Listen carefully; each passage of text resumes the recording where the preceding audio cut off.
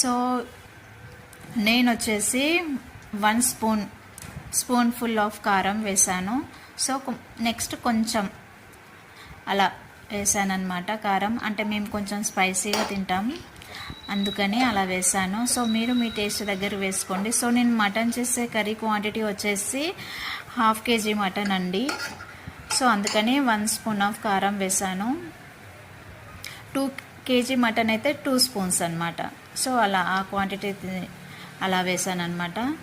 Next కొంచెం కొత్తిమీర and garam masala 2 వేసి బాగా కలిపిన తర్వాత ఒక చెంబెడు నిండా వాటర్ పోసాను. సో అది క్వాంటిటీ అలా కాకుండా 2 గ్లాసెస్ ఆఫ్ వాటర్ వేసినా సరిపోతుంది. సో 2 సేమ్ క్వాంటిటీ అవుతుంది. నెక్స్ట్ వాటర్ వేసిన తర్వాత కాసేపు అలా మగ్గిన తర్వాత కుక్కర్ మీద మూత పెట్టండి. మూత పెట్టేసి 5 to 6 విజిల్స్ వచ్చేంత వరకు ఉంచాలి. నెక్స్ట్ తర్వాత స్టవ్ ఆఫ్ చేయండి.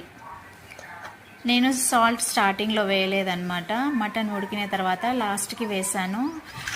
1 స్పూన్ కారంకి జస్ట్ అంటే కారం స్పూన్ పెద్దది కాబట్టి సాల్ట్ నార్మల్ టీ స్పూన్ది 2 స్పూన్స్ వేసాను.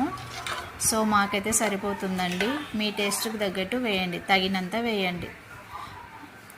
నెక్స్ట్ ఆల్మోస్ట్ కర్రీ అయిపోయినట్టేనండి. చాలా సింపుల్గా మటన్ కర్రీ రెడీ. మీకు కనుక ఈ ప్రాసెస్ నచ్చినట్టయితే తప్పకుండా ట్రై చేయండి. Thank you for watching. Taste మాత్రం అదిరిపోయిందండి. నాకైతే బాగా నచ్చింది. స్పైసీగా సూపర్గా ఉంది. ఎవరైతే సబ్స్క్రైబ్ చేసుకోలేదో తప్పకుండా